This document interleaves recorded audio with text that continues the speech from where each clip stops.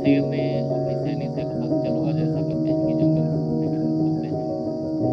जंगल में घूमने के लिए जैसे ही वो निकलते हैं तो आगे चलते-चलते आगे उन्होंने एक देखा कि एक भेड़नी जो थी मादा भेड़िया, वो जंगल के रास्ते पे पड़ा हुआ एकदम ऐसा लग रहा था कि उसको किसी एक जानवर ने किसी ने तोड़ रखा है। तो वो वहाँ पे मरी हुई पड़ी थी। लेकिन ये देखा, बहुत ही आश्चर्यचकित दृश्य देखा कि इसका एक छोटा-सा बच्चा उसके पास लेटा हुआ और अपनी माँ का दूध पीता हुआ जा रहा है। लेकिन जब शेरनी ने ये देखा कि ये छोटा-सा बच्चा अपनी माँ का दूध पी रहा है, लेकिन उसकी माता जो है वो मृत पड़ी हुई है, उससे रहा नहीं गया। उसने अपने शेर से बोला कि क्या अगर आपकी आज्ञा हो तो हम इस बच्चे को अपने साथ में ले सकें? ये छोटा-सा बच्चा इतने बड़े जंगल में क्या करेगा? ये भूखा मर जाएगा, या तो फिर इसे कोई दूसरा बड़ा जानवर इसे मार कर खा जाएगा। अगर आपकी आज्ञा हो तो हम इसको अपने साथ ले चल सकते हैं और इसका उसी तरीके से पालन और पोषण करेंगे जिस तरीके से हम अपने बच्चे का पालन पोषण करते हैं। जब ये बच्चा बड़ा हो जाएगा तब हम इसको इसी के ही जानवरों के समूह में इसको चल करके छोड़ देंगे। अन्यथा ये बच्चा यहाँ पे भूख हो या किसी भी तरीके से अपने प्राण त्याग देगा। ये इस दुनिया में आया है तो इसको जीने का हक है। शेर ने भी शेरनी की बात सुनकर उसे भी दया आ गई, उसने भी हामी भर दी। उसने भी कहा कि चलो ठीक है, हम ऐसा करते हैं कि इसको अपने साथ ले चलते हैं। शेर शेरनी दोनों अपने बच्चे के साथ में उस भेड़नी के बच्चे को भी लेकर के अपने साथ चले गए, अपनी गुफा में रहने लगे। जब वो वहाँ पे गुफा में रह रहे थे तो जिस तरीके से शेरनी अपने बच्चे को दूध पिलाती थी उसी तरीके से भेड़ने के बच्चे को भी दूध पिला रही। दोस्तों आज ये देखिए कि शेर और शेरनी, उसको भी दया आई हुई है और एक भेड़िए के बच्चे को, जिसको शेर देखकर ही मार कर खा जाता है, जिसको अपना भोजन बनाता है, लेकिन आज वो उस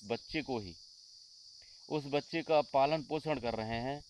बड़ा देखने वाला दृश्य है, बहुत देखने वाला दृश्य है।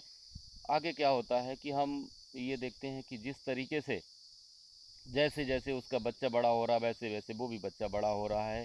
धीरे धीरे जिस तरीके से शेर का बच्चा अपने माँ बाप पे जिस तरीके से बहुत बतलाता है, लेकिन शेर का बच्चा जिस तरीके से अपने बाप की तरह दहाड़ता है, लेकिन भेड़िए का बच्चा उस तरीके से दहाड़ नहीं मार पाता है।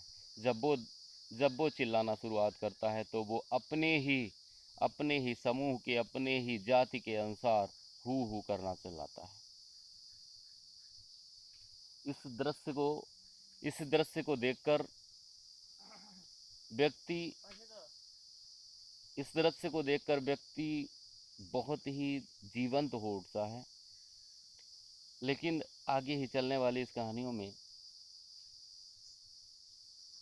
हमें ये देखने को मिल रहा है कि किस तरीके से बड़े होते हुए बच्चे को शेर और शेरनी उसको भी अपने बच्चे के समान उतना ही पालने लगते हैं। ऐसे ही आगे बढ़ते हुए दिनों में शेर ने अपनी शेरनी से कहा कि हम ऐसा करते हैं कि चल कर के इस बच्चे को उन उस झुंड में छोड़ देते हैं।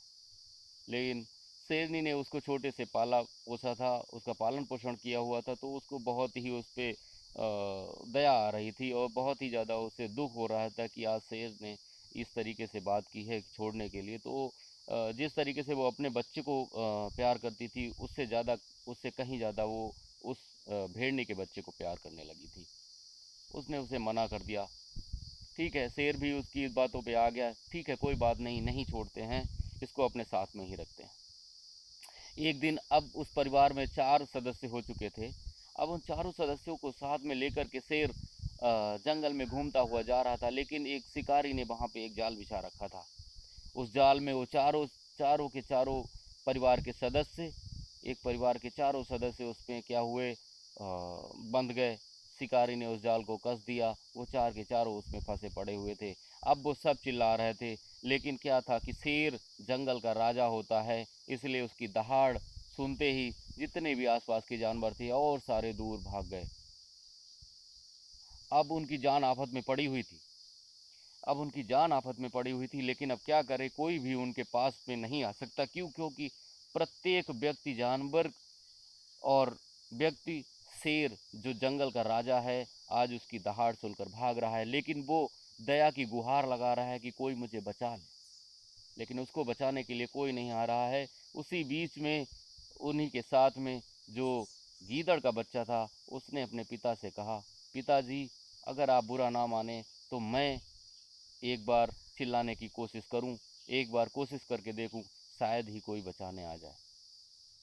अब इस बार जो आवाज़ थी वो सियार की आवाज़ थी, जिस आवाज़ को सुन कर के वहाँ के जितने भी आसपास के उसके सदस्य के लोग थे, उसके जाति समूह के लोग थे, वो सभी के सभी क्या थे, उसकी आवाज़ सुनकर आसपास में आ गए। और जैसी उनकी एक प्रजाति की एक भाषा होती है, एक उनकी शैली है, उसी अनुसार उसने क्या किया, जैसे ही आवाज़ सुना और सारे जितने भी सियार थे वो भी अपने समूह को, अपने समूह के सदस्यों को बुलाने के लिए तेज तेज से चिल्लाने और चीखने लगे। वहाँ पे बहुत सारे लोग आए, बहुत सारे जानवर वहाँ पे इकट्ठा हो गए आगे। लेकिन क्या देखते हैं, एक बहुत ही विचित्र दृश्य कि शेर शेरनी के परिवार के साथ में एक गीदड़ का बच्चा वहाँ पे क्या कर रहा है।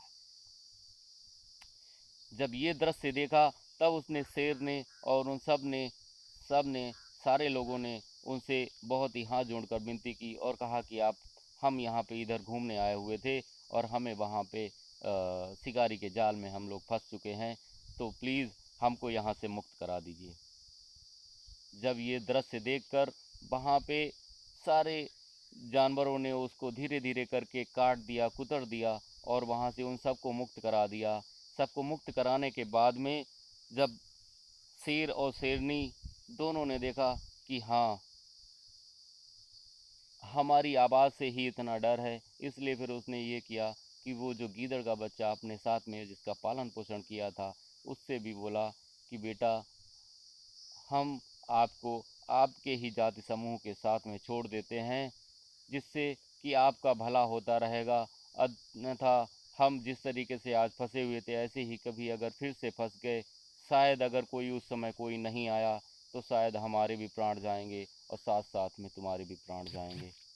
तो दोस्तों, हमें इस कहानी से ये शिक्षा मिलती है कि हम अगर किसी के साथ में कुछ अच्छा करते हैं तो हमें उसका फल अवश्य अच्छा ही मिलता है, कभी भी उसका फल हमें कभी बुरा नहीं मिलता। धन्यवाद। धन्यवाद दोस्तों। इस वीडियो को देखने के बाद में हमारे चैनल को सब्सक्राइब करें और शेयर करें, अपने दोस्तों के साथ शेयर करें। धन्यवाद।